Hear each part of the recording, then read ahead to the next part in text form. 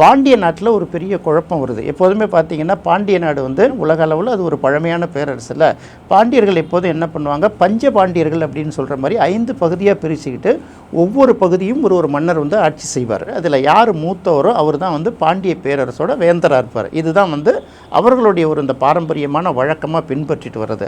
அதில் ஒரு தடவை பார்க்கும்போது மதுரையை தலைநகராக கொண்டு பராக்கிரம பாண்டியனுங்கிற ஒரு பாண்டியன் ஆட்சி செய்துட்டு இருக்கான். குலசேகர பாண்டியனுங்கிறவன் வந்து திருநெல்வேலியை தலைநகராக கொண்டு அவன் ஆட்சி செய்துட்டு வரான். இதில் 2 பேருக்குள்ள யார் வந்து பாண்டிய பேரரசை ஒட்டுமொத்தமாக கட்டுப்படுத்தி அதுக்கு பேரரசர் ஆகிறது அப்படிங்கிறதுனால 2 பேருக்கும் வந்து ஒரு பெரிய வாரிசு உரிமை போட்டி உருவாகுது. குலசேகர பாண்டியன் கொஞ்சம் வலிமையாக இருந்ததுனால தன்னுடைய படைகளை எல்லாம் திருநெல்வேலியிலேருந்து முழுமையாக பெரட்டிக்கிட்டு வந்து மதுரையில் ஆட்சி செய்த பராக்கிரம பாண்டியனை வெற்றி பெற்று அவனை கொன்னுடுறான். அவனை கொன்ன பிறகு அவனோட மகன் இருக்கான்ல வீரபாண்டியன் வந்து பாதுகாப்புக்காக தப்பி சேர நாட்டுக்கு போயிடுறான். மதுரையை வந்து தன்னுடைய ஆட்சிக்கின் கீழே வந்து குலசேகர பாண்டியன் கொண்டு வந்துடுறான். இந்த போர்கள்லாம் நடக்கிறதுக்கு முன்னாடி என்னைக்கு இருந்தாலும் குலசேகர பாண்டியன் தன்னை நோக்கி படையெடுத்துட்டு வருவான். அதுபோல் படையெடுத்துட்டு வரும்போது எனக்கு வந்து உங்களுடைய ஆதரவு தேவைங்கிற மாதிரி இலங்கையில் வலிமையாக ஆட்சி செய்துட்ருக்கான்ல அவன் பேர் வந்து பராக்கிரம பாகு.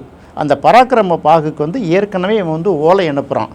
இந்த ஓலை கிடைத்த பிறகு இலங்கை படைகள் அங்கேருந்து புறப்பட்டு வருது. இந்த இலங்கை படைகள் இங்கே புறப்பட்டு வர்றதுக்கு முன்னாலேயே குலசேகர பாண்டியனோட படைகள் வந்து மதுரையை கைப்பற்றிட்டதுனால வந்த பிறகு வாக்குறுதி கொடுத்துட்டோமே, நம்மை மீறி எப்படி வந்து அவன் வந்து இங்கே ஆட்சி பொறுப்பேற்றுக்க முடியும்னு சொல்லிட்டு குலசேகர பாண்டியனை எதிர்த்து இவங்க போர் புரிகிறாங்க. போர் புரியும் போது இலங்கையில் அப்போ இருக்கக்கூடிய படைகள் இருக்குல்ல அது மிக வலிமையான படைகள். இன்னும் சொல்லப்போனால் சோழர் படைகள் பாண்டியர் படைகளை விட இப்போ இலங்கையில் வந்து பராக்கிரம பாகோட படைகள் வந்து மிகப்பெரிய வலிமையாக இருந்திருக்கு.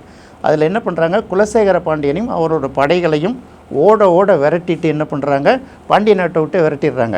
விரட்டின பிறகு இவனுடைய மகன் இருக்கான ஏற்கனவே பராக்கிரம பாண்டியனுடைய மகன் வீரபாண்டியன் தப்பிச்சு சேர நாட்டுக்கு ஓடி இருக்கான அவனை திரும்ப அங்கேருந்து அழைச்சிட்டு வந்து பாண்டிய நாட்டுக்கே அவனை வந்து பேரரசனாக முடிசூட்டி அவனை மன்னன் ஆக்கிறது இலங்கை படை. இலங்கை படை மன்னனாக்குறது மட்டும் இல்லை, அவன் பேருக்கு தான் அரசன், ஒரு பொம்மை அரசன். அந்த ஆட்சி முழுக்க வந்து கிட்டத்தட்ட சிங்கள படைகளோட கட்டுப்பாட்டில் வந்துடுச்சு.